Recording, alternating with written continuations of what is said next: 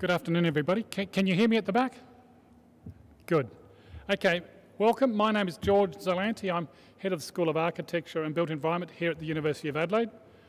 And today I'm here to talk to you about careers in architecture, landscape architecture, urban design, planning and property. It seems like a real mouthful, and in a sense it is, but it's because the degree that actually leads to all of those is one single common degree. So it makes sense that I talk about all of those.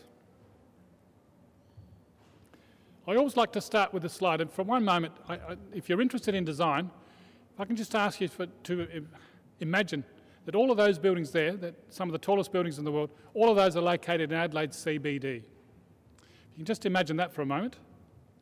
Architecture is the actual design of each of those individual buildings. Landscape architecture is the design of the space between the buildings and how they relate. Urban design is making sure that all those buildings, all that spaces, all those things work and function well together as a homogeneous whole, if you like. Planning, in urban and regional planning sense, is deciding where each of those buildings should actually go, where they should be located, and what impact they have on each other. And property, which is the other underlying degree, is making the decision to build those buildings. That's the economic decision to build those and construct those, and then maintaining those buildings, letting them out, and keeping them going for their lifetime. So, as you can appreciate, all of those things relate into one basic area, and that's the concept of design. But architects themselves, architects do a lot more than just simply design buildings. Here's one example. It's the Mirlou Viaduct in France, designed by Sir Norman Foster. It is a bridge, and most of you, I'm sure, would have seen this slide or something similar. Quite a spectacular slide. It's about 330 metres up above the ground, 1,000 feet in the old ways, and often covered by clouds. This is an example of what architects can do because they're not constrained by anything other than the design itself. Landscape architecture, here's one example that each of you who've come here would have walked across part of this today, and that is North Terrace, the North Terrace Boulevard. The actual opening up of the university to North Terrace itself and the way it's been done, the way the space has been designed, it's a brilliant example of landscape architecture. And that's part of what we do as well in the program. The school itself, the school that I lead, is the School of Architecture and Built Environment. It has traditional careers in architecture, landscape architecture, planning, urban design, and from next year, property. But what underlies each of those degrees is a 3-year Bachelor of Architectural Design. That provides the foundation studies to undertake each of those careers. And this diagram, if you like, actually puts it in context. You notice the 3-year Bachelor of Architectural Design, the long rectangle at the bottom? That provides all the foundation knowledge necessary to actually undertake the professional 2-year master's degrees that are on top of that. If you look at those carefully from the left, a Master of Architecture, Landscape Architecture, Planning, Urban Design, Property, and then Planning itself. They are 2-year master's programs, and that is where you become the professional person. That's what you have to do. So we have a 3+2 program. So if you join up, it is a 5-year minimum commitment. Those of you who are interested in the engineering side, but you're not sure, you think you might want to be an architect, you can still become an architect by going, if you look at the extreme left-hand side, it says Bachelor of Engineering, Architectural. That's offered through our Civil Engineering School. They offer an architectural engineering option within their civil stream, that if you take the correct subject that are taught by us, if you take that stream, you can actually complete that 4-year degree, then come here and do a 2-year master's with us, and you'll still end up as an architect. But you will be an engineer and an architect. So that option is also available. But what sets us apart from others? And I think you have to make a decision. These are some of the reasons why we think we're very good. Firstly, the choice of 5 different career paths. It's unusual. Not many other schools around Australia actually do this. Certainly none other in this state. So you can, if you do the 3-year undergraduate degree, you can then choose a different career path. And that's really quite important because often you don't know what you want to do when you're 17, 18 years of age. The other issue that we have is that we can choose, give you a choice of double master's degrees. So you can do the masters in architecture, say, and landscape architecture, But if you do say that the 2 years Master of Architecture, you only need to do 1 extra year to get a Master's in Landscape, because we've designed our Master's degrees so that they actually overlap a significant amount. So by doing an extra year, you can get 2 Master's degrees. And it's a combination of all those across the top there.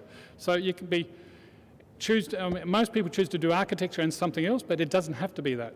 You can be a planner and an architect, a property person and a planner, and so on. So it makes you much more employable, gives you more options to actually choose from.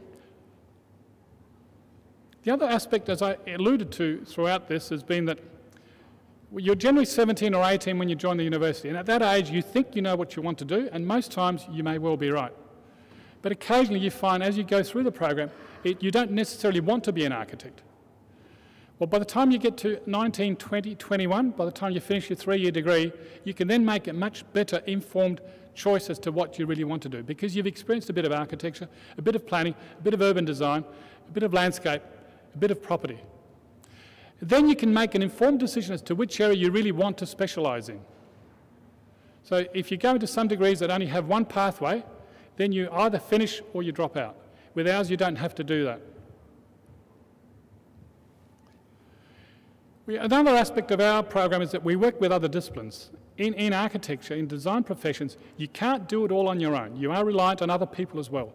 So in our studios, we actually simulate those circumstances. So we often have engineers, construction personnel and other people coming in to actually simulate what actually happens in practice. So we are working with others as well. We have a series of industry internships in the master's level of the program. We spend at least 2 months and sometimes longer out in industry. We have an agreement with the Australian Institute of Architects, the Australian Institute of Landscape Architects, with the South Australian Government, and also with some of our alumni overseas to take people from our programs and to put them up for 2, sometimes even longer, 2 months or even longer, to actually give them some industry experience. And that works very, very well, because students go away, they have an idea of what they'd like, but once they actually practice it for a while, they actually come back in a better frame of mind. They actually have practiced what they've actually been taught. And that's actually very, very useful. Some of the other benefits of that are that in some cases, the architects, the officers that have employed them have liked it so much that they've actually given them a part-time job. And in a sense, it's the best and first interview that you actually get to do before you actually start work. You're working for someone, they're actually trying you before they buy you, in a sense, but it actually does work. We also have a series of industry scholarships that our scholars who've studied with us over the years have donated money back to the school. And these are generally for international travel, but not necessarily so. They fund anything from as low as $5,000 up to $15,000 to actually carry out some extra study, some research, if you like, in an area of architecture or design that you are particularly interested in. So they are competitive, but they are available to you. My school has a very strong international focus, so we have a lot of overseas studios, and we also engage in student exchanges, which I'll explain to you a little bit as we go on. We also have a social conscience, so we are involved in outreach programs. We run a small studio at Port Augusta every year, where we actually try to give something back to the town and try to help people there. We also were involved last year, and we're hoping to be involved again this year, Architects Without Borders, Without Frontiers, where we go to places like Nepal and so on to actually give something back. We're part of the Adelaide approved program, so if you have an ATAR of 80, you are guaranteed a place. That doesn't mean if you don't get that 80, you won't get in, but it'll be competitive. The other interesting aspect about our school is we're the only school in this state, architecture school in this state, where we have been deemed by the Australian Government ERA, if you like, to actually be at international standard in terms of research. That means that you, as students, you're being taught by people who are at leading edge in terms of research, and that knowledge is then being imparted into you, being given to you as you go along. So students are being taught the latest information as we go along. We have excellent industry links. Last year I appointed 3 industry professors. I thought they were the 3 top design people in this state. 1, a landscape architect, 2 others, architects themselves. And the idea of that was to bring the top design individuals into our studios so that you as students would be taught by the best.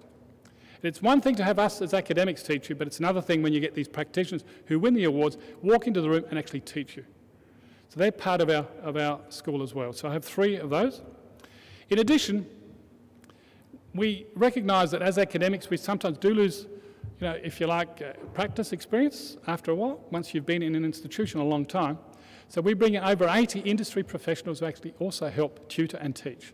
So there's a very strong relationship between industry and the university in terms of architecture. Our facilities are pretty good. We've got excellent 3D model laboratory facilities, and our space facilities are slowly being upgraded, so over the next couple of years they'll be state of the art. But if you look at this diagram here, it sets out the way that the architectural design, the 3-year degree, is actually structured. The blue lines there, the blue vertical, if you look at it vertically, the blue is all design, and that's 50% of the actual program. So 50% of the time, half the time you spend with us, you will be doing design. But design by itself doesn't work unless you actually have the technical skills to actually make it work. So the other side, the pretty colours, if you like, they comprise the actual technical knowledge that you need to have in order to make the design function, in order to actually enable you to evolve and the design. So we teach you in those areas, we teach you things like how to draw, presentation, communication, the technology subjects like construction, sustainability, history and theory, which is the background, if you like, of our profession as well. So those things go together to actually make the design a reality. And that's how the actual structure of the program is set in place. Our staff, and my staff, is all international. If you look at it carefully, we've got over 20 people there. There's my full-time staff, and some of them, as I said to you this morning, those of you who were there, some of them were even born in Australia, because we take a very strong international perspective. We try to get people who are the best in their fields, and a lot of these people have actually practiced overseas. So they bring that knowledge and that information inside the classroom. We're involved very much in promoting international opportunities. The university has international exchange agreements with many universities around the world. It's known as Adelaide Abroad. And we enable you, if you wish, you can spend an entire semester overseas, that's full 12 weeks, studying in another university, and you will then get credit back here. So if you study for 6 months overseas, you will actually credit that back to your degree here, so you don't actually lose any time. It's quite a popular scheme. People who want to go away, have some great experiences and gain some knowledge, really like to do this. But on top of that, we also have a whole lot of smaller overseas studios that are actually organised by the school itself. And some of the countries there, Japan, China, Malaysia, Italy, India and so on, are countries that we've been to just recently, where we take students overseas for groups as low as 15 days up to about 20, 22 days. Here's some examples of second and third year studios that held in the past. These studios now are held in 4th year of the degree in the master's programs. But the concept is exactly the same. We go overseas. In this case, we teamed up with Hijaz Kasturi, who's a person who studied here in the 50s and 60s, an architect who's made it big overseas, originally from Malaysia, who's gone back and he's made it very, very big over there. And he takes us in, he's actually shown us some of his buildings, and other alumni there from this university have taken us through the sites. So it's their way of giving something back to our school, to our university. And you have access to that. Only about a month ago, we had 2 parallel studios, one running in Indonesia and one running in Shanghai, China. It's exactly the same thing, but these are now done in the 4th year. That's the 1st year of the master's degree in the study. And one of these, the Shanghai, Milano, Adelaide studio, is quite an interesting one, because it's a tripartite agreement between Shanghai Tongji University in Shanghai, China, which is considered one of the top architectural schools in China, Milano Polytechnical, which is considered to be the top architecture school in Europe, and Adelaide University, which I think we're the best, but we do quite well. And the idea there is that the 3 universities, we actually have students go from here, spend 15 days at one, 15 days at another, then come back. So that we don't do that all in one hit, we do it over a period of time. But students exchange countries, they actually work on different problems in the different countries against different rules, different backgrounds and different cultures. And it was really fascinating. I went along for the one in Shanghai recently, where we had the 3 different countries. And the student feedback was enormous. The local students, the people in China who were from there, we had to solve a problem looking at housing. The local students in China, because in China is developing so quickly, what they wanted to do was demolish everything. The Italian students wanted to keep everything, and the Australian students wanted to do something in between. But what a fantastic learning experience for our graduates, for our students, to actually see that, and then have to navigate their way through coming up with a solution that pleased all three groups, all three cultures. And that was something I was particularly proud of from our students. We also have a lot of international visitors who pass through, and we often invite a lot of these. Here's one you may have heard of, Shigeru-ban. You might recall Christchurch earthquake a couple of years ago. It virtually destroyed the city. Shigeru-ban is a world-famous Japanese architect who went and redesigned their cathedral. If you know anything about the cathedral or Shigeru-ban, he specialises in designing in cardboard.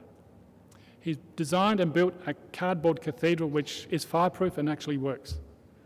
But he came through the city, he spent a day or two with us and actually helped our students, gave presentations and so on. So we take advantage of those things as they come through. We also believe in experiential learning. It is one thing to actually teach, but we also like to give the students the ability to experience what they're actually being taught. So in terms of architecture, we take people out to sites and show them how things are actually built, so they can see the actual impact of their design decisions. Here's one, obviously everybody knows Adelaide Oval. We took them to Adelaide Oval when it was being built.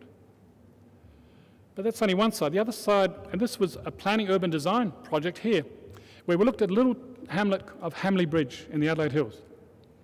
And we wanted to renew that town, especially the streetscape. So what did we do there? We actually negotiated with the local people there. We actually had meetings in the town hall, and by engaging in a process of community consultation, we were able to actually elicit from them what they were looking for, what they wanted, and then we set about redesigning the town to actually meet those needs. Now, I don't think they've implemented it, but what a fantastic opportunity and experience for our students. This is a slide I always have to put up, because if you listen to the press, newspapers, TV, news and so on, you think this country's on its knees. Let me tell you it's not. And in our part of the industry, the construction industry, it certainly is not. The construction industry is worth between 6 and 7% of Australia's GDP. If you look at this slide, the blue line at the very top, that's infrastructure, that's engineering construction. And yes, that's come down as a result of the financial crisis. But we still have these enormous mines, we still have all those enormous minerals in the ground. They will be resurrected and that will turn up. The little triangle, the yellow triangle, is actually housing. If you look at that, it's actually increasing. Housing in this country is actually worth 50% of the total value of the industry, and that's actually growing. So there is work there, and the bottom line, the horizontal line, that's the big end of town. It's the multi-storey buildings that everybody sees, that everybody wants to design. That's important, but it's not the most important part of architecture. Certainly not the most important part of our construction, our industry. The message I want to leave you there is that the industry is buoyant, you will get work, you may not get it in Adelaide, you may have to move interstate or even overseas, but there is plenty of work available. In terms of careers, you can do the traditional architect, landscape architect, planners and so on, but you can go into other fields too, like you can be an academic, be an asset manager, a building scientist, conservation consultant, even access consultants and so on. As new knowledge comes to the fore, new disciplines, in a sense, arise. And in our discipline, because it's where it's actually located, we're at the forefront of many of these things. So we're at the crossroad, if you like, of things like energy, land use, and so on. These are going to be the growth areas of the future. And that's one of the reasons we've invested in property as a future career for ourselves. One of the other aspects that underlies all the possible careers that we can put forward to you, something we're very proud of, is the concept of design thinking. Design thinking, you've all heard, I'm sure, of lateral thinking, critical thinking and so on. And they are very, very important. And I know most high school students get quite a bit of that in school. The difference between that and what we teach in design is to be creative. And one of the aspects, the beautiful things about that is that over a period of time, as you actually practice that, you can actually solve problems that seem insurmountable in the first instance. And that concept is now being picked up by other disciplines in related areas, believe it or not, economics, health, and so on. They're looking at those aspects as well, because thinking that way helps you to solve enormous problems.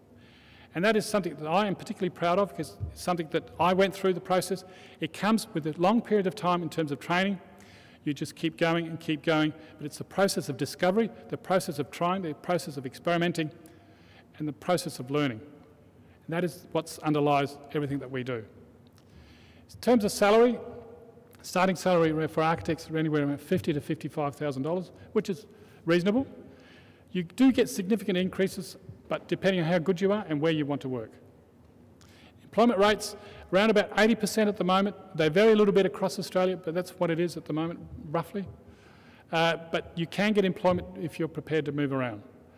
I have to say those surveys are actually taken 3 months after graduation. And a lot of students are not working because they want to have a holiday. I know when I finished, I spent 6 months overseas. The last thing I thought about was working. So those figures are often quite wrong. But certainly if you want a job, you can get a job. Our facilities, if any of you have been around for a while, I think I've seen some faces that are familiar. Hub Central, we're located directly off that. The school is located there. So that's our front door. We're quite proud of that. Our final year studio is fairly new, quite proud of that. But the remainder of the school is okay, but we're actually upgrading that at the moment. Three-dimensional printing is a big thing in architecture schools. We certainly have the best facilities there. But as I've discovered, when I go around giving these kinds of talks, the high school kids know more about this often than we do. You have excellent facilities as well. One of the most important things about any degree that you undertake, be it ours or somewhere else, or it doesn't even have to be architecture, is make sure that it is recognised and accredited. That is your passport to the world. If the degree is recognised by all the professional bodies, then it means you not only can you work in this country, but you may be able to work overseas. So we take that very, very seriously. So you'll see there, we've worked with all the local professional bodies and some overseas professional bodies to ensure that if you get our degrees, you can function and work overseas. And today, work is not just Adelaide, it's not just Melbourne, it's not just Australia, it is the world. And the attitude that we take when we train you is that we give you a passport to the rest of the world. So it really is important that the degree that you study, wherever you study it, has that facility. Because of the way that we actually train, a lot of the work involves exhibitions. You do a lot of design work, then that must be exhibited. It's interesting, you put that work up, and at that point, sometimes your egos get pushed around because something that you thought was really, really good, you might get some really critical comment about that. That's life. I've been through it, and I'm sure you'll enjoy it going through it as well. But it is an important part of the learning process as well. I'm going to stop at that point because I would like to leave some time for questions, but what I'd like to do is leave that slide up as we take those questions. Clement Lowe, who's the gentleman here, put your hand up, Clement.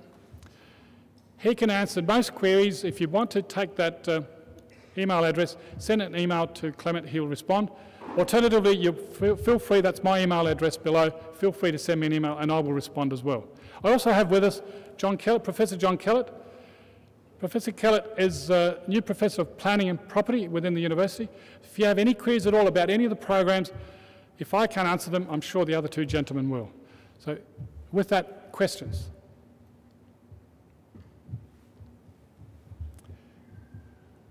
Oh, I've stunned you all. I have the magic finger. If you don't ask me, I'll ask you, so. No questions, I've stunned you all. Yes?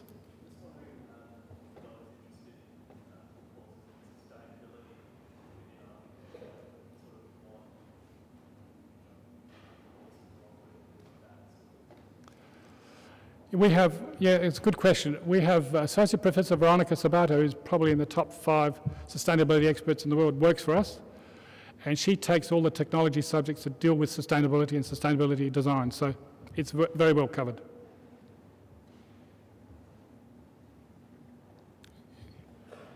Any other questions? Yes?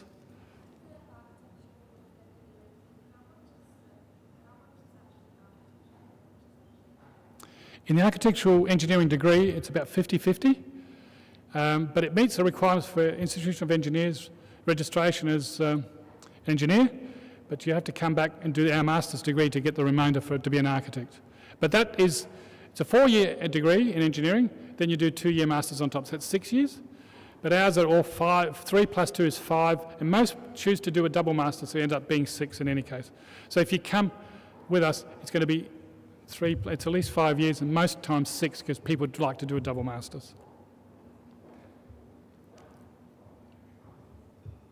Yes?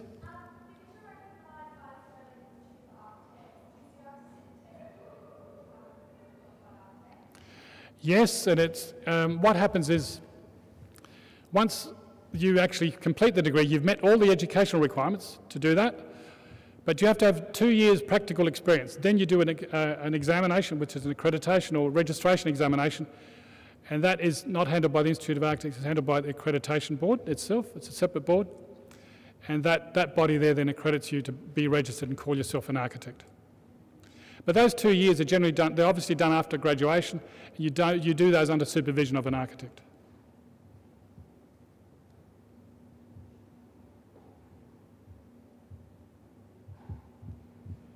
Yes? Someone who's studied at uni in 2016, what sort of subject groundings or areas would you best look at? Okay. There are no prerequisites for any of these degrees that I've talked about, any of these. The best advice I'd give you is be an all-rounder. Certainly if you can draw, it helps you, but I could not draw when I went through. I did the traditional maths, physics, chemistry, English, history stuff. I hadn't picked up a pencil in years, and I came to uni and it was really hard for a while, but I got over that. We do teach you how to draw in first year. That's probably the most difficult one in first year, is teaching you how to draw if you've never drawn before. But as you go on, you find that most of it is in CAD, it's all done on computers in any case. But we believe in the early days you need to actually be able to draw freehand so you get a feeling for the actual design itself. But there's no formal prerequisites. Yes? We take about 160 because we're trying to feed all of those different areas. If we were just trying to feed architecture, we'd probably take 80 to 90. But what we find, to be honest, is that a lot of students who want to do architecture, after they've done it 2 or 3 years, decide, no, I'd rather be a planner, I'd rather be a property person or a landscape architect. So that's why we broaden it out. So we take about 160 in first year.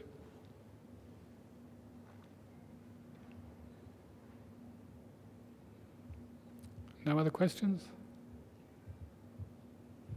Well, let me offer you something.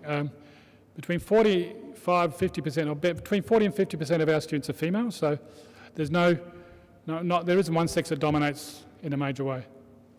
So we do quite well. We have a reasonable number of our international students as well, so that's really good because you get to meet these people, and as I have done in the past, I've been invited back to their homes in their own country, so you build up a network that lasts forever.